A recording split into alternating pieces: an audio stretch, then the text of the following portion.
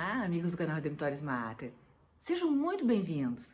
Se é a sua primeira vez aqui, sinta-se acolhido com um caloroso abraço.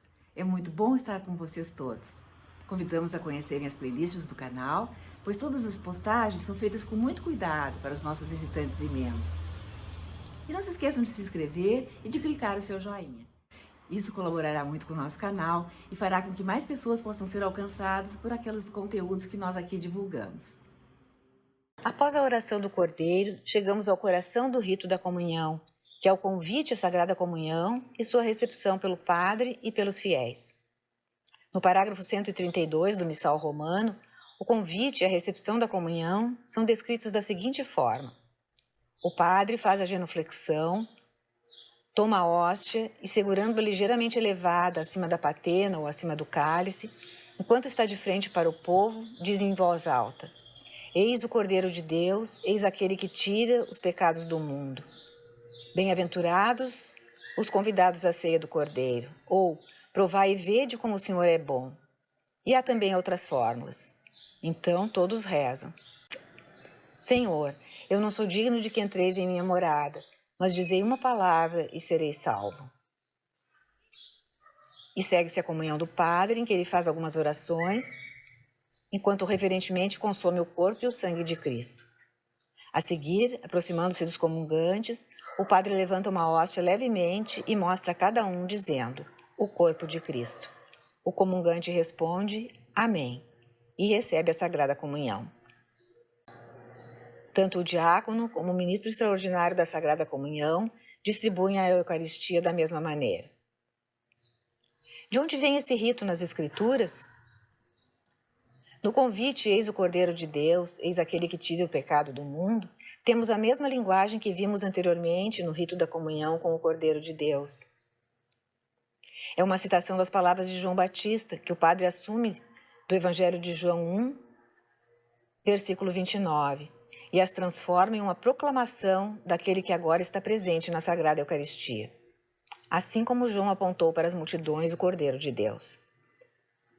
Mas o padre acrescenta algo à declaração de João Batista, que vem do Apocalipse de São João, quando diz: Bem-aventurados ou felizes os que são chamados à ceia do Cordeiro. Isso é do livro do Apocalipse, capítulo 19, versículos 6 a 9. É o banquete celestial ou escatológico, o banquete do fim dos tempos, de Cristo, que é o Cordeiro de Deus, e sua igreja, que é retratada como sua noiva. Cristo é chamado de Cordeiro de Deus apenas em 2 livros do Novo Testamento, na declaração de João Batista, no Evangelho de João, e cerca de 30 vezes no livro do Apocalipse. Em qualquer caso, o que João refere é o Cordeiro triunfante, Cristo, o Cordeiro celestial, crucificado e ressuscitado. O livro do Apocalipse vai culminar nos capítulos 19, 20 e 21 com o casamento, a boda do Cordeiro, o Cordeiro ressuscitado, que é Cristo, com a igreja, que é descrita como sua noiva, a Nova Jerusalém. Alegremo-nos, exultemos e demos-lhe a glória, pois as bodas do Cordeiro chegaram e sua noiva se aprontou. Foi-lhe concedido vestir-se de linho fino, brilhante e puro. Pois o linho fino são as obras justas dos santos. E o anjo me disse: escreve isto: bem-aventurados os que são convidados à ceia das bodas do Cordeiro. É o que está em Apocalipse 19, versículos 6 a 9, como referi antes. Esse casamento do Cordeiro é uma realidade celeste. João foi capacitado por Deus para ver e ouvir o que acontece no céu, e o que ele ouve é um som de louvor, aleluia, e a declaração de que o casamento do Cordeiro chegou porque sua noiva se preparou.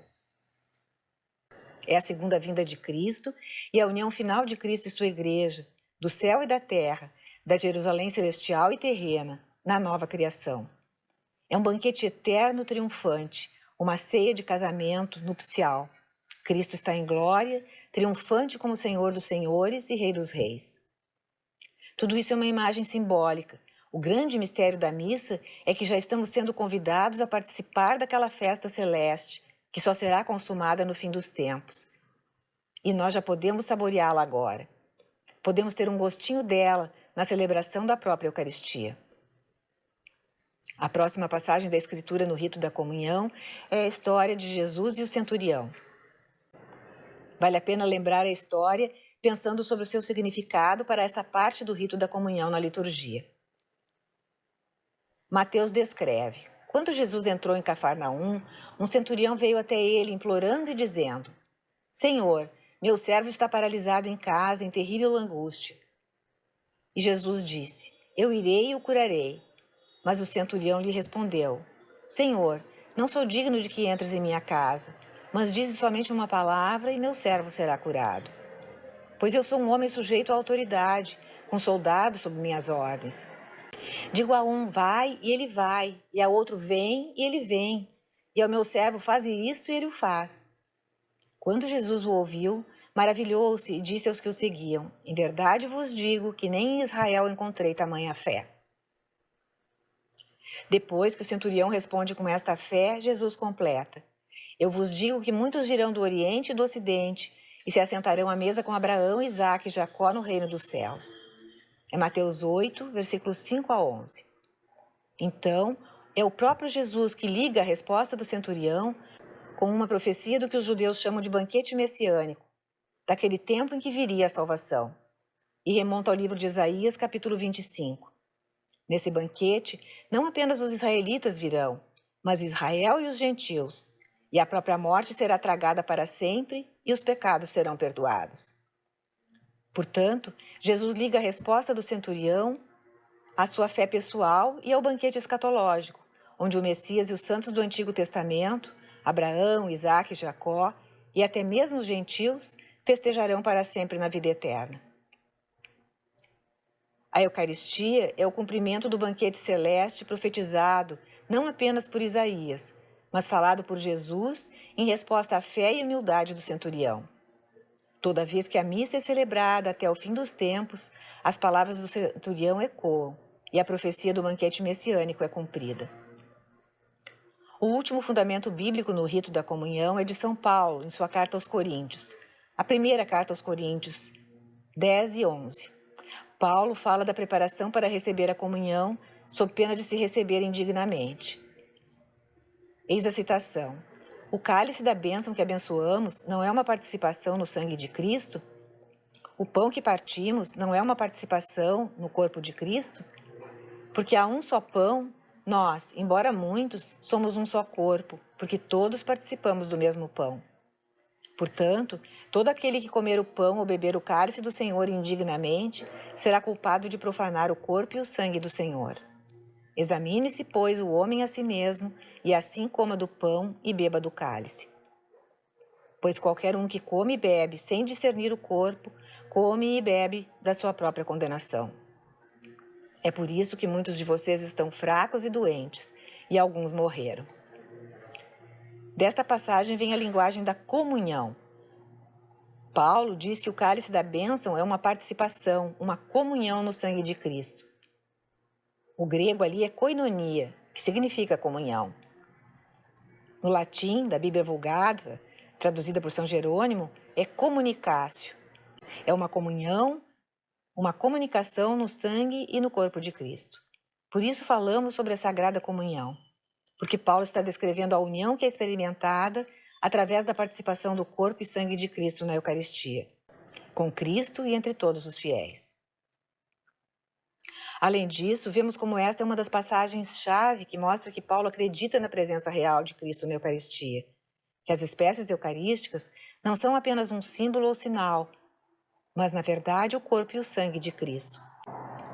Caso contrário, como você estaria profanando o corpo e o sangue ao recebê-los de forma indigna?